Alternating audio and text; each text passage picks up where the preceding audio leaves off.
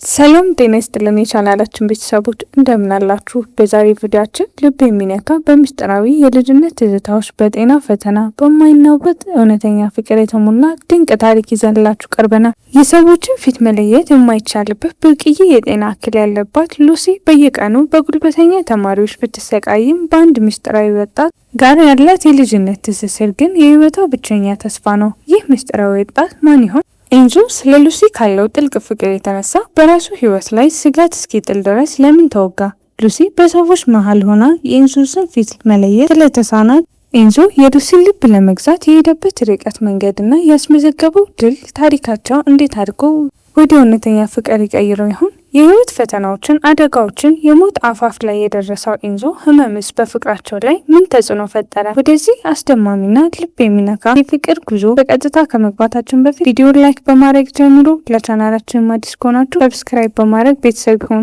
አሁን ወደ ታሪካችን የሚጀምረው ሉሲ በተባለች ልጅ ነው። ሉሲ ከፊል አይነ ስውርነት ያለባትና የሰዎችን ፊት በግልጽ ማየት የማትችል ልጅ ነች። ይህ በጣም አልፎ አልፎ የሚከሰት ሁኔታ በመሆኑ በህይወቷ ላይ በሙሉ ግፍና ጉልበተኝነት ሲደርስባት ኖራለች። ከብዙ የሀዘን ዓመታት በኋላ ትምህርት ቤት ስትመለስ አንዞን አገኘችው። አንዞ በትምህርት ቤት ውስጥ በጣም ብልህና ጠንካራ እንደሆነ የሚነገርለት የውጭ ሀገር ተማሪ ነው። ሉሲ የፎቶግራፍ ውድድር ስታሸንፍ አንዲት ቀናተኛ ልጅ የሰረቀችው እንደሆነ ትከሳታለች። በመድረክ ላይም ሁሉም ሰው ተቃራኒ መሆኑን ሉሲ በልጅነቷ በአይነ ስውርነቷ ሲሳለቅባት የነበረው ትዝታ በማሳት በፍርሃት ትሸሻለች። እየሮጠችም ሳለች አንዞ ላይ ትጋጫለች። እሱ በሷ የዋህነት ይማረካል። እጇን ይዞ ከሰው ጭፍጨፋ ያወጣታል፣ ይጠብቃታል። ሉሲ በአይነፈርነት ታመሰግነዋለች። በኋላም ስሙን ስታቅ በልቧ ትይዘዋለች። ከዛም ሉሲ በትምህርት ቤቱ በጣም ታዋቂ የሆነውን ጂሚን ታገኛለች። እሷም ፎቶግራፍ ማንሳት ትወዳለች። እሱም ፍላጎት እንዳለው ለማሳየት ካሜራ ይገዛላታል። ሉሲ እንደገና ጉልበት ሲደርስባት ሄራ የተባለች ልጅ ለሷ ትቆማለች። በዚህ ጊዜ አንዞ ቢቄላ በአንድ አስቂኝ አጋጣሚ ሉሲ ሩዝ ተወረውርበትና ይደነዝዛል። ሰዎች ዝቅተኛ የስኳር መጠን ስላለው ነው ቢሉ አንዞ ግን ለሉሲ ባለው ፍቅር እንደሆነ ያስባል። አንዞ ሉሲ መከተሉን አይተውም። ነገር ግን እሷ ችላ ስትለው እና ጊዜዋን በሙሉ ለድመቷ ለምትሰጥ ይበሳጫል። ወደ እሷ ለመቅረብ ትርኢት ያዘጋጃል። በህዝብ ፊት የሴቶችን ሀሳብ ለማሰባሰብ ይሞክራል። ሆኖም ሌላ ልጅ ለሉሲ ፍቅሩን ሲገልጽላት ይቋረጣሉ።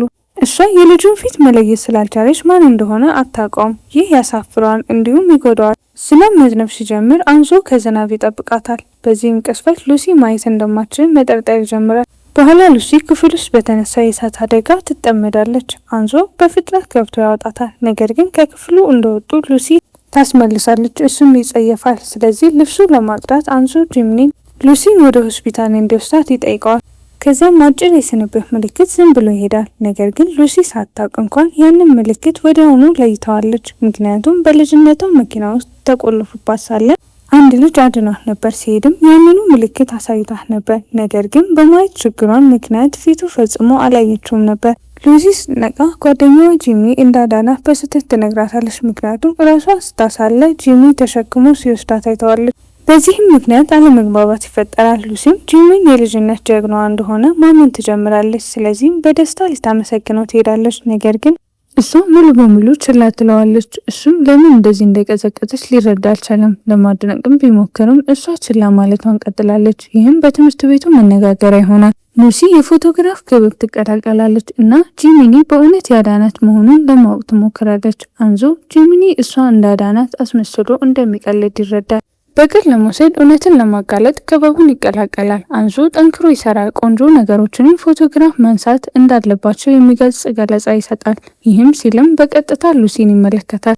ሁሉም ይደነቃሉ። እሱም በቡድን ውስጥ በተሳካ ሁኔታ ይካተታል። በጉዞም ላይ ሳሉ አንዞ ጂሚኒ ከሉሲ ጎን ሲቀመጥ ቅናት ይሰማዋል። የአውቶቡስ አደጋ ይከሰታል። በግርግሩም አንዞ እሷ ጎን ለመቀመጥ እድሉን ያገኛል። ሉሲ መገኘቱን ይሰማታል። ሁለቱም በዝምታ ፈገግታ ይለዋወጣሉ። አንዞ የሉሲን ፎቶዎች ያነሳል። ሲያነሳትም ግን የራሷን ፊት መለየት አትችልም። የማየት ችግር እንዳለባት ይጠይቃታል። ነገር ግን መልስ ከመስጠት ትቆጠባለች። በጋራ እንቅስቃሴ ጊዜ ሁለቱም አብረው ይጣመራሉ። ሉሲ የተሰበረ አበባ ፎቶግራፍ ታነሳለች። ልክ እንደ አበባው እሷም እንደተሰበረችና እንደተገለለች ይሰማታል። ትሰናከላለች። አንዞም ይጠብቃታል። ከመሄዱ በፊት አበባውን እንደገና ይተክለዋል። ተስፋ እንደሰጣት ሁሉ አዲስ ህይወት ይለግሰዋል። ሉሲ አንዞ እንደ መሳም የሚቆጥረው ስጦታ ትሰጠዋለች።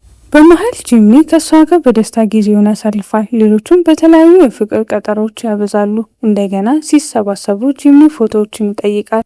አንዞ የሉሲን ፎቶዎች ብቻ እንዳነሳ ሲያይ ይናደዳል። ሁለቱም ፍላጎት ስላላቸው ይከራከራሉ። የትኛው የሉሲ ልደት ተወዳጅ ቀለምና ሌሎች የእግር ዝርዝሮችን በደንብ እንደሚያውቁ ይወዳደራሉ። ትኩረታቸው በተበታተነ ጊዜ መብራት በጠፋበት በተተወ ቤት ውስጥ ይገባሉ። አንዞ በሹል ሚስማር በተሞላ ቤት ውስጥ በጥንቃቄ ሉሲን ይመራታል። እጇንም ይዞ ያግዛታል። ሆኖም እግሩ ተጠምዶ ሹል ነገር ሊወርቅ ሲል ሉሲ ታድነዋለች። ሲወጡም በጥልቅ ፍቅር ይመለከታታል። ልክ በልጅነቷ ያዳነች ልጅ ያደረገው ምልክት ያደርጋል። ሉሲም ልቧ ለረጅም ጊዜ ስትፈልገ የነበረው እሱን ሊሆን እንደሚችል መጠርጠር ትጀምራለች። ይህ በእንዲህ እንዳለ ቶኒያ የተባለች ቀናተኛ ልጅ የሉሲን ድክመት አውቃ እንድትሰቃይ ታቅዳለች። ለሉሲ የፍቅር ቀጠሮ መልእክት ትልክላታለች። ሉሲም ትቀበላለች። ነገር ግን ግራ በመጋባት ሁለቱም በተሳሳተ ሰው ቀጠሮ ይሄዳሉ።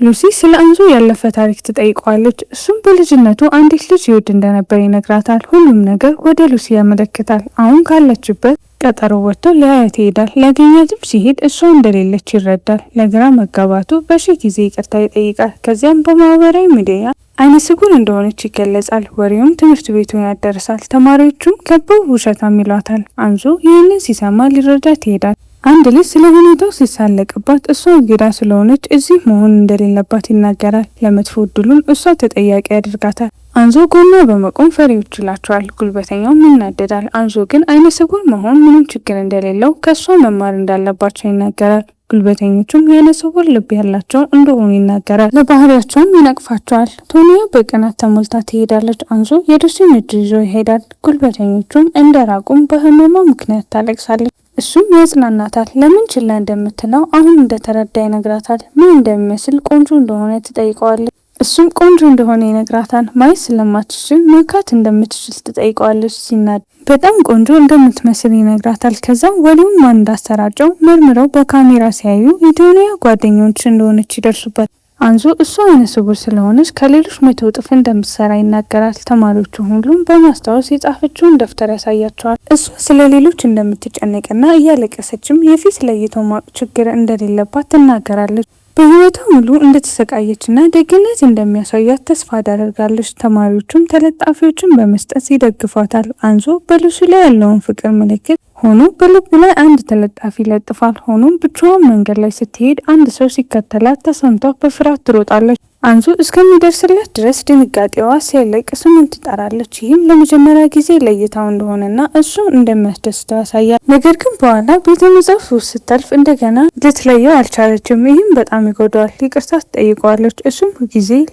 መለየት እንድትችል መንገድ መፈለግ ይወስናል። ተመሳሳይ የጸጉር ስልት እንዲኖሩም ተመሳሳይ ነጭ ሸሚዝ እንደሚለብስ እና ልቧ እንዲያስታውሰው ተመሳሳይ ሽቶ እንደሚጠቀም ይነግራታል። መጀመሪያ ማጥናት እንዳለባቸው ትነግረዋለች። ውጤት ስላላመጣች አንዞ ሊያግዛት ይወስናል። ሆኖም አይኖቿን ሲመለከት ስለ መጪው ህይወታቸው ስለሚያስብ ይቸገራል። ቢሆንም በደንብ ታጠናለች እና በሚቀጥለው ፈተና ከፍተኛ ውጤት ታመጣለች። አንዞ ይደሰታል። ሰዎችን በመገረም ይመለከታቸዋል። በየምሽቱም ስለሱ እንደምትመኝ እና ማስታወሻውን ከአልጋው በላይ እንደምታስቀምጥ ይታያል። በኋላም በበዓል ላይ ይሄዳሉ። ነገር ግን ብዙ ወንዶች ተመሳሳይ ነጭ ሸሚዝ ስለለበሱ ልትለየው አልቻለችም። እቅዱም ይለወጣል። አንዞ ከጉዞዎቹ ተደናግጦ ሊያስታውቅ ሲል ሁሉም ይደሰታሉ። ወደ መጸዳጃ ቤት ይሄዳል። ሉሲ በሩ ላይ ትጠብቀዋለች። ነገር ግን መንገድ ስታጣ ትፈራለች። እስኪያገኛት ድረስ ንግስት እንደምትሆን አድርጎ ይንከባከባታል። ሁለቱም ልባቸው የሚገናኝ የፍቅር ዘፈን እያዳመጡ ይሄዳሉ። ርችት ሲፈነዳ ጂምኒ በመካከላቸው ያለውን ፍቅር አስተውሎ ይከፋል። በመሃል አንዞ ወደ ቀጣዩ የፍቅር ግንኙነት ለመሸጋገር ይዘጋጃል። አፍንጫዋ ቆንጆ እንደሆነ ይነግራትና እጇን ለመያዝ ሲሞክር ይሳነዋል። እንደገና በፍቅር ሲመለከታት በደንብ ታፍራለች። በዚህም ጂምኒ ይቀናል። ጂምኒ ሊለያያቸው ቢሞክርም የፍቅራቸው ጥንካሬ ይበልጣል። አንዞ ከሷ ጋር የቆያ እጇን ለመያዝ ቢሞክርም እንደገና ያመልጠዋል። በ4 ዓመቷ በአንድ ሰው ታፍና እንደነበረ ስታመልጥም ፊቱን ማወቅ ስላልቻለች ለፖሊስ መግለጽ እንደማትችል ትነግረዋለች። እናቷም እሷን ለመንከባከብ ስራዋን እንደለቀቀች እሷም ሁልጊዜ እንደ ሸክም እንደሚሰማት አይነ ስውር ሆና መወለድ እንዳልመረጠችና ጥፋቷ እንዳልሆነ ትነግረዋለች። በሚቀጥለው ቀን መለየት ትችላለች። ነገር ግን የከፊል አይነ ስውርነቷ ለአንድ ቀን ስለጠፋ ሌሎችን ተማሪዎች ለይታለች። እሱ ልዩ እንደሆነ አይሰማውም እና የሉሲን ትኩረት ለመሳብ ጊታር ለመጫወት ይወስናል። በመርሶ ብቃቱም ገመዱ ይሰበራል። ነገር ግን ተስፋ አይቆርጥም። ጊታር ገዝቶ የሉሲን ተወዳጅ ዘፈን ይማራል። ሆኖም እጁን ስለሚጎዳ አስቂኝ ዘፈኖችን በሚዘምርበት ውድድር ላይ ይሳተፋል። በትምህርት ቤቱ ሁሉም ይመለከተዋል፣ ታዋቂም ይሆናል። ልጃገረዶቹ ቆንጆ ይሉታል። እሱ ለሉሲ ያለውን ፍቅር ለመግለጽ የእቅዱ ክፍል እንደሆነ ይናገራል። ሉሲ ግን ለሌላ ልጃገረድ መስሏት ትከፋለች። በመሀል አንዞ ለሉሲ የፍቅር ደብዳቤ እንድታደርስ ጓደኛውን ይጠይቃል። ነገር ግን እሱን በምትወደው ልጅ ተጠምዶ ይረሳዋል። ቶኒያ ታነብና ፍቅሩን ሊገልጽላት ወደ አሰበው ቦታ እንደሚጋብዛት ታውቃለች። ለሷ መስሏት በተስፋ ሉሲ በተቀመጠችበት ወንበር ላይ ትቀመጣለች። ሲያያት ይደነግጣል። ወንድሙም ቶኒያ ከወንበሩ እንዲያነሳት ይጠይቃል። ወንበሩም ለሌላ እንደሆነ ይነገረታል። እሷም በውርደት ትሄዳለች። በኋላ ሉሲ አግኝታ እሷ ብቻዋን ስትሆን ወደ ክፍል ውስጥ ትቆልፍባታለች። ሉሲ እርዳታ ብትጠይቅም ማንም አይሰማም። ዝግጅቱ ይጀመራል። ሲግናልም የለም። ጭንቀት ይጫጫናታል። እሱ ግን የሆነ ነገር እንደተሳሳተ ይገነዘባል። በወንበሯ እንደሌለች ይረዳና ይከፋል። ቢሆንም ተስፋ ሳይቆርጥ ጊታሩን ይዞ የትም ብትሆን እንድሰማው መዘመር ይጀምራል። በዚያ ቅጽበት ጂሚን ያድናታል። ወደ እሱ ትሮጣለች። በሁሉም ፊት ስም በፍቅር ትጠራለች። እሷም በማየቱ ይረካና ሁለቱም አብሮ ይዘምራሉ። መድረክ ላይ ስትወጣ ድምጻቸው ተዋህዶ የፍቅር መዝሙር ይፈጥራል። ታዳሚዎችም አበቦችን ይወረውራል። እሱም በልቡ አቅርቦላታል። እሱም በፍቅር ትቀበላለች። ተግባሯ ናይ ማተኮር አትችልም፣ ምክንያቱም እሱ ሁሉንም ሀሳቧን ተቆጣጥሮታል። በዚያ ምክንያት አንዞ ለቀጠሮ ይጋብዛታል። እሷም ትስማማለች። አበቦችንም ይገዛለታል። ነገር ግን ሁለቱም የፎቶግራፍ ክበብ ስራ ስላለ ባቸው ቀጠሮ ተሰርዞ ትንሿ ወንድሟ ይመጣል። ሁለቱም ይከፋቸዋል። ምግቡንም ላለመሞከን አብረው ይበላሉ። ሁለቱም መክፈል ስላልፈለጉ ጥንዶች እንደሆኑ አስመስለው ይከራከራሉ። ከዚያም ያመልጣሉ። ሉሲ ወዳለችበት የድሮ ልብስ ፓርቲ ይሄዳሉ። አንዞ ፍቅሩን ለመግለጽ ሲዘጋጅ እሷ ቀጠሮ ሊያገኛት ስለሄደች እንደሌለች ይረዳል። አስተናጋጇ ፍቅረኛዋ ግብረ ሰዶማዊ እንደሆነ ትነግራታለች። ይህም ግራ ያገባታል። ትከፋና በረንዳ ላይ ትቆማለች። እሱ እንደ ሮሚዮና ጁሊየት ለብሶ መጥቶ ፍቅሩን ይገልጽላታል። እሱ ልጃገረዶችን እንደሚወድ ከሁሉም በላይ ከንፈሯን እንደሚፈልግ ትረዳለች። ስለዚህም ለቀጠሮ ይስማማሉ። እጅ ላይ ተያይዘው ፈገግታቸውን መቆጣጠር አቅቷቸዋል። በዚህ ምክንያት ከጓደኞቻቸው ጋር ወደ ባህር ዳርቻ ጉዞ ያደራጃሉ። በሆቴል ይቆዩና ክፍሎችን ለወንዶችና ለሴቶች ለመለየት ይወስናሉ። ወንዶች ልጃገረዶችም ለመሳምና እንደ ጨዋ ሰው ለመሆን ይሞክራሉ። ልጃገረዶችም እንደ ጣፋጭ ጭልቶች ይሰራሉ። ነገር ግን ብልህነታቸውን ስለማያውቁ አይለያዩም። ጂምኒ አንዞ ብቻውን እንዲሆን ይነግረዋል። እሱም የሚወዳትን ይዞ ይሄዳል። ነገር ግን ልጃገረዶቹ ያስተዋውላሉ። በኋላ ስጦታ ይዛ ወደ አንዞ ክፍል ትሄዳለች። ነገር ግን ጂምኒ ያለ ሸሚዝ በሩን ይከፍትላታል። ተሳስታለች። ነገር ግን ቶኒያ ታያለች እና በተሳሳተ መንገድ ተረድታ እየተሳሳሙ እንዲመስል ፎቶ በማንሳት በሌሎች ታሳያለች። ይህም በቡድኖች በሉሲ ላይ መጥፎ ስሜትን ይፈጥራል። በመሀል አንዞ ፍቅሩን ለመግለጽ ባህር ዳርቻ ላይ ቆንጆ ትዕይንት ያዘጋጃል። እነሱም ፎቶዎች የተጭበረበሩ እንደሆነ ይናገራሉ። ነገር ግን ቶኒያ እውነተኛ እንደሆኑ ትናገራለች። ሉሲ ተጨንቃ ትሮጣለች። ነገር ግን ጓደኛዋ ቶኒያ ልጎዳቸው እንደፈለገች ትረዳለች። ከዚያም ጂኒ የምትወደው ልጅ ስታለቅስ ያያል። እሷም የውሸት ተስፋ እንዳይሰጣት ትጠይቀዋለች። አንዞ ሉሲን ይንከባከባታል። ቶኒያ ከዚህ ሁሉ ጀርባ እንዳለች ይደርሱበታል፣ ያታልሏታል። ከሌላ ወንድ ጋር የተሳሳመች እንዲመስል ያደርጋሉ። ፍቅረኛዋም አሜኔታ ያጣና ይለያያሉ። አንዞ ሉሲ ወደ አዘጋጀው የፍቅር ቦታ ይወስዳታል። ነገር ግን በመጥፎ የአየሩ ሁኔታ ተበላሽቷል። ለሱ ግን ከፍቅሩ ጋር ሲወዳደር ምንም አይደለም። እንደ ስጦታ የራሱን አስቂኝ ምስል ይሰጣታል። ነገር ግን ሲወድቅ ይሰበራል። እሱ ግን አያስብም። እሷ የሰጠውን ትኩረት ትወደዋለች። ሰማይ ላይ ርችት ሲፈነዳ እንደ መልአክ ይመለከታታል። ፍቅራቸውንም ይገልጻሉ። በሌላ በኩል ሌላኛው ጥንድ የፍቅር ምሽት ያሳልፋል። ወንድሟም የምትወደው ልጅ የመጀመሪያ ጊዜ ይስማል። በኋላ የያዘንን የልጅነት ፎቶ ታያለች። ነገር ግን አንደኛው ፎቶ ከጉልበተኞች ይከላከልላት የነበረው ልጅ ስለሚመስል ትኩረቷ ይሳባል። ትገናኘዋለች። አሁንና የወደፊት ህይወቷ የእሱ እንደሆነ ትነግረዋለች። ነገር ግን ያንን ልጅ ለረዥም ጊዜ ስትፈለገው እንደነበርና ለማግኘት እንደምትረዳው ታውቃለች። በፎቶግራፍ ክፍል ውስጥ ጥንዶች መስለው ሲኖሩ እሷ ስትፈልገው የነበረው ልጅ የጀርባ ፎቶዎችን በማሳየት ያስደንቃታል። አንዞ የህልሟ ልጅ ልቧ ሲመታላት የነበረው መሆኑን ስትረዳ ደስ ይላታል። ለዚህም የልደት ድግስ ያዘጋጁለታል። እሷም ኬክ ይዛ ትመጣለች። አንዞም እንደነሱ ያሉ ጓደኞችን መጠየቅ እንደማይችል ይናገራል። ወንድሟ ፊቱ ኬክ ውስጥ ይገፋዋል። ሁሉም በሳቅና በኬክ ተሸፍነው ይስቃሉ። በኋላ ወደ ቀጠሮ ሄደው ጉልበተኞች ይደርሱባት በነበረው የድሮ መኪና ይጎበኛሉ። እሷ የተሰማትን ህመም ታሳየዋለች። እሱ ወደ ከንፈሯ ቀርቦ ለመጀመሪያ ጊዜ ሊስማት ሲል አንዳንድ ልጆች ይረብሿቸዋል። ከዚያም ለአዲስ ዓመት ቤተሰቦችን ለመጠየቅ ጥቂት ቀናት መሄድ አለበት። መራራቁም ልቡን ያሳምመዋል። በቪዲዮ ጥሪ ቢነጋገሩም እሷ ራሷን ለማዝናናት ፎቶ ታነሳለች፣ ትከፋለች። እሱም ሊጠይቃት ይሄዳል። ነገር ግን መንገድ ሳይቋረጥ መኪና ይገጨዋል። ወደ ላይ ይወረወርና ወደ ሆስፒታል ተወስዶ የልብ ቀዶ ጥገና ይደረግለታል። ህይወቱን ለማዳን ቀዶ ጥገና ላይ ሳለ እሷ ምንም ሳታቅ አየር ማረፊያ ትጠብቀዋለች። ጠባቂው እንደረፈደ ይነግራትና የሆነ መጥፎ ነገር እንደደረሰበት ትፈራለች። በመሃል ወንድሙ ወደ ሆስፒታል ይሄዳል። እሱ በከባድ ሁኔታ እንዳለና ፊቱ በፋሻ እንደተሸፈነ እናያለን። ወላጆቹ አዝነው ፊቱ እንደተበላሸ በውጭ ሀገር ባለሙያ እንዲታከም ይወስናሉ። ወንድሙ አዝኖ ወደ ውጭ ሀገር እንደሄደ ይነግራታል። እሷም ማመን ይከብዳታል። ነገር ግን ያሳምናትና ግንኙነታቸው ከሰለቸው የከፋ እንደሆነ ታስብና ትከፋለች። መልእክት ትልካለች። ነገር ግን ወንድሙ አንጆ እንደሆነ አስመስሎ በጥቂት የደስታ ቀናት ይሰጣታል። ሆኖም ፍቅረኛው ሁለት ስልክ እንዳለው አንደኛው የአንዞ እንደሆነ ስታይ ማጭበርበሩን ትረዳለች። ሉሲ ትደውላለች። እሱም ለፍቅረኛው አንዞ ኮማ ውስጥ እንደሆነ ለመናገር ይገደዳል። ሉሲ እንደሰማች ሳይረዳ ወደ ሆስፒታል ትሮጣለች። ነገር ግን ወዲያውኑ ወደ ሌላ ሀገር ተወስዷል። ከዚያ አንዞ ቀዶ ጥገና ተደርጎለት ወላጆቹ ፊት አይኑን ይከፍታል። የመጀመሪያ የጠራውም የሚወዳትን ስም ነው። ወላጆቹ ሁኔታውን ያስረዱታል። እሱም የሚፈልገው ሉሲን ማነጋገር ብቻ እንደሆነ ይናገራል። ድምፁን ስትሰማ ታለቅሳለች። እሱም ስላሳስባት ይቅርታ ይጠይቃል። ስለፊቱ ይናገራል። ፊቱ ምንም እንደማያሳስባት የምትወደው ባህሪውና ነፍሱን እንደሆነ ትነግረዋለች። አንዞ ያለቅሳልና ግማሽ ዓመት እንድትጠብቀው ይጠይቃታል።